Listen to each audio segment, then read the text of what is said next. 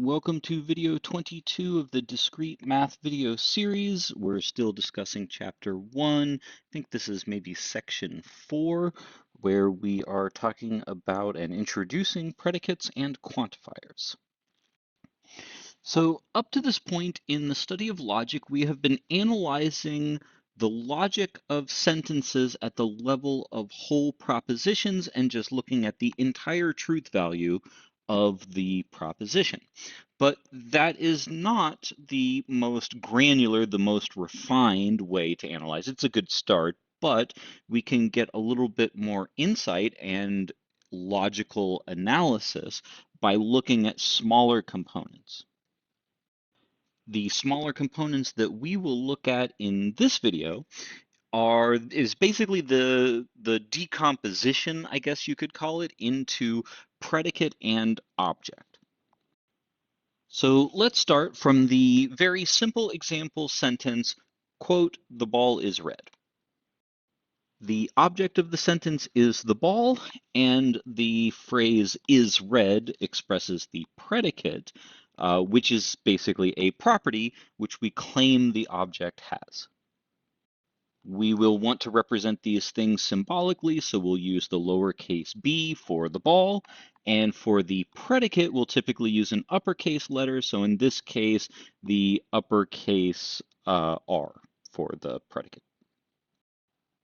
And so this is essentially our more granular analysis of the sentence, that it's got this predicate R. We write R paren B to express that we are predicating of B the predicate R.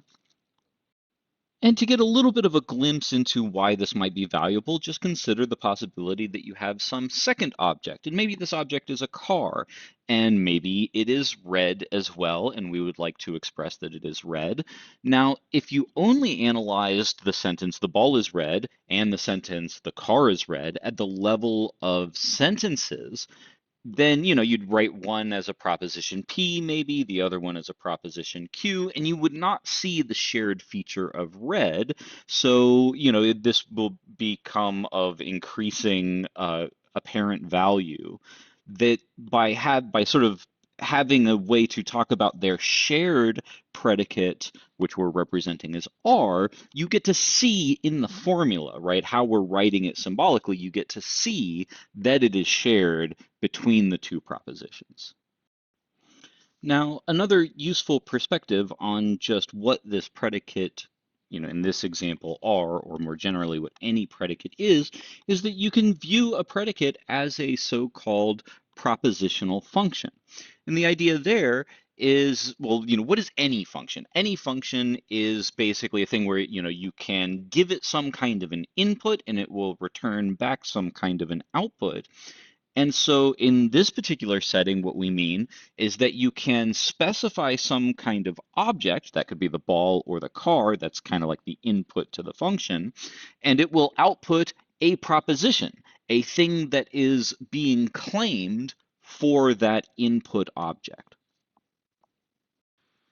So let's consider, for example, that there's just like a collection of toys, and the first one is black and the second one is red. They're like little balls or something like that. And then maybe there's this blue toy that is some kind of a cube or box-like shape or something like that.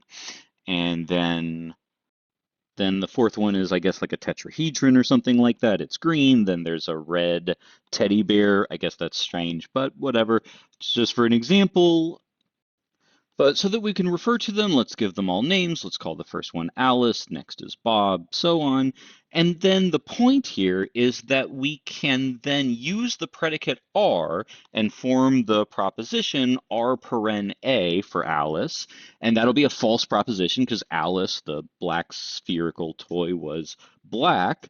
But then we could also form R paren B, B being for Bob. And since that toy is red, we would get a true proposition. But again, the entire point here is that for each object, you can, in a sense, plug it into the predicate, and the result is some proposition.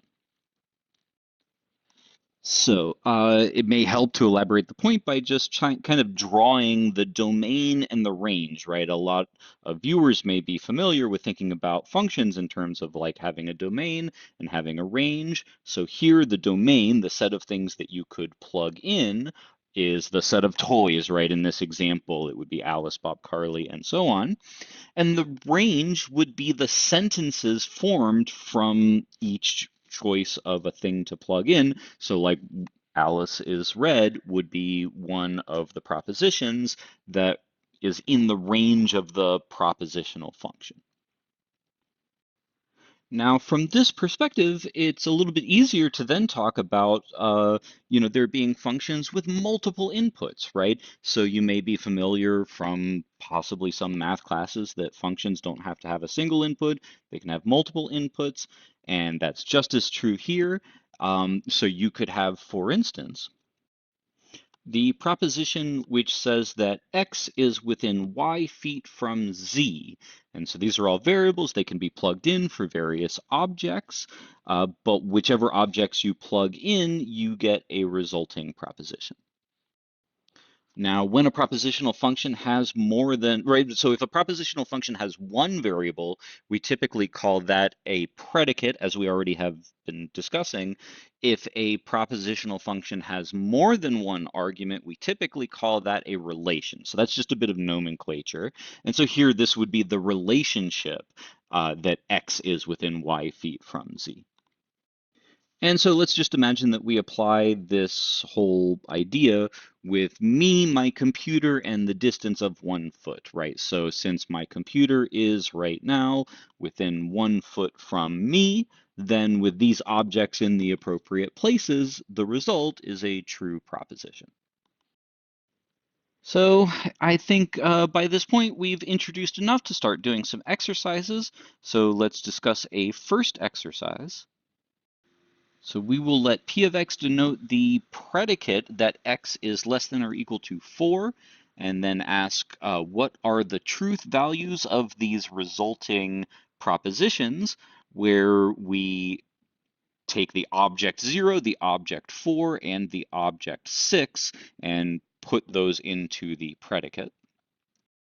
Next, let the symbol q of x comma y denote the relation that x is the capital of y.